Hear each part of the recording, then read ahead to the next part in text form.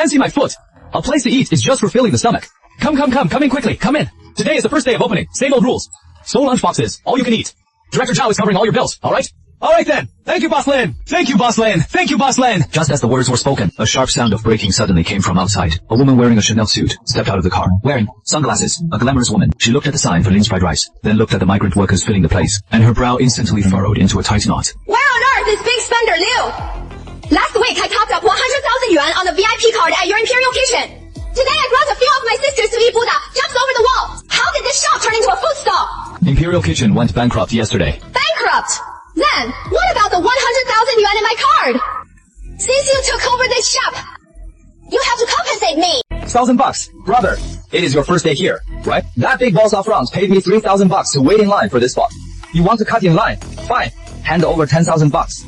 $10,000 for a spot to buy a lunchbox. You guys are crazy. But for the sake of the livestream's engagement, he gritted his teeth, and with a bleeding heart, transferred $10,000. He finally got the spot at the very front, holding that lunchbox that cost him $1,028.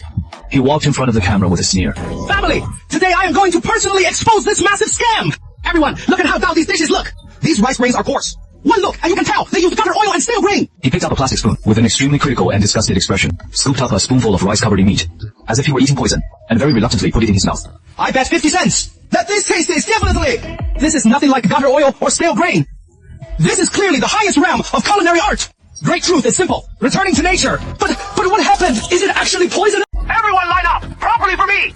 Who dares to cut in line is picking a fight with me. Wei Jianguo. The dignified billionaire Zhao Dong, in order to absolutely secure today's first place, had someone bring a wheelchair over overnight, wrapped in a military coat, sleeping in the wheelchair all night, just as everyone's eyes were glowing with hunger, waiting for me to heat the oil at 11 a.m. sharp. A burst of extremely arrogant engine roars broke the harmony of the line. 5 identical black Mercedes-Benz G-Wagons arrogantly crashed through the outer security line, directly parking the fleet horizontally below my shop steps. The door of the Maybach in the middle opened.